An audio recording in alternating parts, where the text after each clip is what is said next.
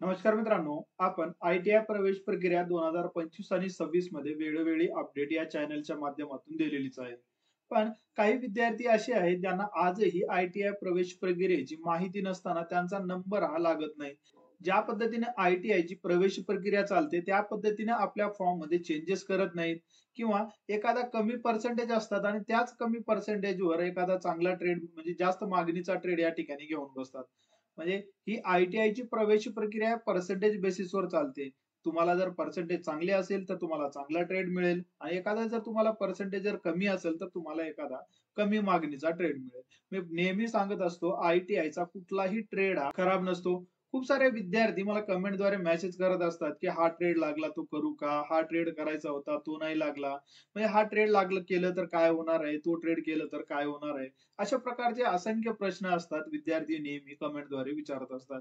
मित्रांनो, तुम्हाला कुठलाही ट्रेड लागो तो प्रत्येक आय-टी-आय मध्ये तो चांगला ट्रेडच असतो. महत्वाचा हा असतो की तुम्ही त्या ट्रेड मध्ये गेल्याच्या नंतर तुम्ही किती स्किल आत्मसात केली. कारण की आय-टी-आयच्या सर्टिफिकेटला जास्त व्हॅल्यू नाही. ज्यावेळेस तुम्ही इंडस्ट्रियल एरियामध्ये काम करायला जाता त्यावेळेस तुमचं नॉलेज पाहिलं जातं. म्हणजे तुम्ही किती स्किल शिकून आलेले हे पाहिलं जातं. तुम्ही कोणतीही स्किल कॉलेजमध्ये जाऊन आत्मसात केली नाही आणि उद्या जर जाऊन फ्युचरमध्ये जर तुम्ही एखादी चांगल्या पगाराची नोकरी जर मागत असाल तर ते तुम्हाला कोणी देणार नाही. कारण की आपल्या घरी जर आपण एखादा जर कामगार जरी ठेवलं कामाला तर त्याच्याकडून जास्तीत जास्त अपेक्षा ठेवतो आणि कंपनी जी आहे ते तुम्हाला एक एक सेकंद एक एक मिनिटाचा हिशोब तुमच्याकडून घेत असते. म्हणजेच काय सांगण्याचा उद्देश एवढाच आहे आय-टी-आय मध्ये तुम्ही ज्यावेळेस जाता त्यावेळेस तुम्हाला स्किल आत्मसात करणं गरजेचं आहे. आय-टी-आय मध्ये जाऊन तुम्हाला जो कोर्स तुम्हाला प्रवेशासाठी उपलब्ध आहे ते तुम्ही प्रवेशासाठी घेतला असेल. जर कोणी फिटर घेतला असेल, कोणी वेल्डर, कोणी टर्नर, कोणी इलेक्ट्रिशियन, कोणी वायरमॅन असे असंख्य ट्रेड आहे ज्या असंख्य ट्रेडमध्ये आपण आपलं भविष्य आजमावत असतो. आय-टी-आय प्रवेशाबद्दल जर सांगायचं झालं तर जवळपास आता तिसरा राउंड संपलेला आहे आणि चौथ्या राउंडसाठी 1 ऑगस्ट 2025 ही शेवटची डेट होती ऑप्शन फॉर्म भरण्याची. काही विद्यार्थी ऑप्शन फॉर्म भरले असतील किंवा काही जुनेच ऑप्शन फिल केले असतील. चौथ्या राउंडसाठी प्रत्येकानं ऑप्शन चेंज करावं याच्यासाठी मी ऑलरेडी एक डिटेल व्हिडिओ अपलोड केला होता. ज्यामध्ये तुम्हाला व्हॅकन्सी रिपोर्ट या ठिकाणी डाउनलोड करायचं आहे. डाउनलोड करून तुम्हाला जे ट्रेड उपलब्ध आहे त्यापैकी तुमची जर करण्याची इच्छा असेल तर तुम्ही ते ऑप्शन फिल करायला सांगितलं होतं. खूप विद्यार्थ्यांनी या ठिकाणी व्हिडिओ पाहिला असेल किंवा पाहिला नसेल. ज्या विद्यार्थ्यांनी पाहिला असेल त्यांनी नक्कीच तो व्हिडिओ पाहून आपले ऑप्शन चेंज केले असतील. म्हणजेच काय तुम्हाला या प्रवेशासाठी म्हणजेच या चौथ्या राउंडसाठी नंबर लागण्याचे चान्सेस जास्तीत जास्त असतात. आता हा राहिलेला आहे आता स्पॉट राउंड. आता स्पॉट राउंड काय आहे, कधी होणार आहे, कशा पद्धतीचं होणार आहे, याचा ऑलरेडी डिटेल व्हिडिओ मी चॅनलवर अपलोड केलेला आहे. म्हणजे या आपल्या चॅनलच्या माध्यमातून आपण आय-टी-आय प्रशिक्षणार्थ्यांना प्रवेशापासून तर त्याच्या फ्युचरमध्ये त्याला जॉब म्हणजे त्याला गव्हर्नमेंट असेल, सेल्फ एम्प्लॉयमेंट असेल किंवा प्रायव्हेट जॉब असेल, कशा पद्धतीने ते करू शकतात या चॅनलच्या माध्यमातून आपण नेहमी अपडेट देत राहतो. असेच अपडेट जर तुम्हाला हवे असतील तर चॅनलला आजच सबस्क्राईब करून बेल आयकॉनला क्लिक करायला विसरू नका. म्हणजे तुम्हाला वेळोवेळी मी जे काही अपडेट तुमच्यासाठी घेऊन येईल ते तुम्हाला नक्की तुमच्या फायद्याचे राहणार आहे. जेव्हापासून आय-टी-आयचा तिसरा राउंड संपलेला आहे तेव्हापासून एक मॅक्सिमम प्रश्न विद्यार्थी या ठिकाणी विचारत असतात, की मला जो काही ट्रेड लागलेला आहे तो मी आता कॅन्सल करू शकतो का? म्हणजे माझा प्रवेश हा रद्द करू शकतो का? मित्रांनो, एक महत्वाचा मुद्दा या ठिकाणी लक्षात घ्या. तुम्हाला जर ट्रेड लागला असेल तर ती चांगली गोष्ट आहे आणि ते तुम्ही करायला पाहिजे. कारण मी नेहमी सांगतो या ठिकाणी तुम्ही त्या ट्रेडमध्ये काय शिकलं यापेक्षा जास्त महत्वाचं आहे तुम्ही किती स्किल आत्मसात केली. जर तुम्हाला या ठिकाणी प्रवेश रद्दच करायचा असेल तर तुम्ही ते प्रवेश रद्द करू शकता. जे चौथा राउंड आहे ते चौथा राउंड या ठिकाणी संपण्याच्या अगोदर. आता नंतरही तुम्ही या ठिकाणी ऍडमिशन कॅन्सल करू शकता. पण जर तुम्ही चौथा राउंड संपण्याच्या अगोदर जर या ठिकाणी तुम्ही जर प्रवेश कॅन्सल केला तर तुमची जी जागा आहे ती कोणाला तरी या ठिकाणी स्पॉट राउंड मध्ये मिळू शकतं. आता राहिला प्रश्न फीसचा तर काही फीस या ठिकाणी तुमची कपात केली जाते आणि राहिलेली फीस तुमची ही तुम्हाला रिटर्न केली जाते.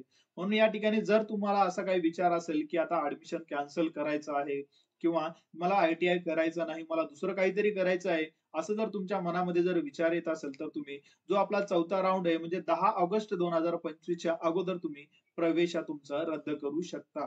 जर तुम्हाला करायची इच्छा नसेल तर. या दिलेल्या टाइम टेबल मध्ये जर तुम्ही जर ऍडमिशन कॅन्सल केलं म्हणजे रद्द केलं तर एखाद्या कोणाला तरी स्पॉट राउंड मध्ये ती जागा नक्कीच मिळू शकते. आता आपण बोलत होतो की या स्पॉट राउंड विषयी. आता ह्या स्पॉट राउंड जो आहे तर या ठिकाणी आता नक्कीच डेफिनेटली कट ऑफ वाढणार आहे. मी मागच्याही व्हिडिओमध्ये हे सांगितलं होतं की जो काय कट ऑफ आहे तो खूप वाढणार आहे. आता विद्यार्थी या ठिकाणी कमेंट केलेली की तो कशा पद्धतीने वाढेल. तर बघा, आता जे विद्यार्थी आहे, जो 80% कोणाला आहेत, कोणाला 85% आहेत किंवा हायेस्ट टक्केवारीच आपण विचार करू. ज्यांना हायेस्ट टक्केवारी आहे, ते विचार करत होते, की मला इलेक्ट्रिशियन पाहिजे, वायरमॅन पाहिजे. व्हॉटएव्हर तुम्हाला जो काही ट्रेड पाहिजे होता, ते तुम्ही त्या ठिकाणी वाट पाहत होते. पण चौथा राउंड संपल्याच्या नंतर आता या ठिकाणी आयटीआयचा शेवटचा राउंड राहतो, ते म्हणजे स्पॉट राउंड.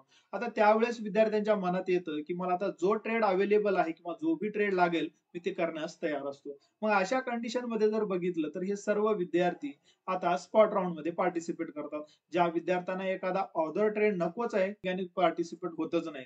पण आता विद्यार्थ्यांना समजले, की मला कुठलाही आयटीआयचा ट्रेड आहे तो करायचा आहे. मग अशा कंडिशन मध्ये काय करतात, ते पार्टिसिपेट करतात स्पॉट राउंड मध्ये.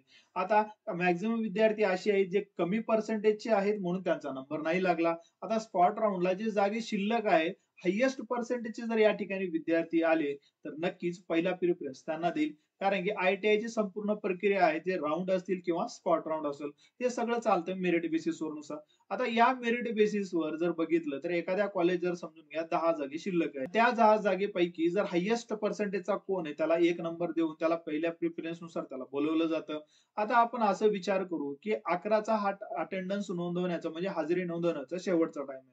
आता या 11 वाजेस्तोवर जर विचार केला आपण, 10 वाजून 55 मिनिटाला जर आपण कट ऑफ जर या ठिकाणी विचार केला, की 80 वाला कट ऑफ हा हायेस्ट होता. पण पुढच्या 5 मिनिटामध्ये जर येऊन जर एखादा विद्यार्थी अटेंडन्स नोंदवलाय आणि त्याची जर पर्सेंटेज 85 असेल, तर या ठिकाणी कट ऑफ चेंज झाला.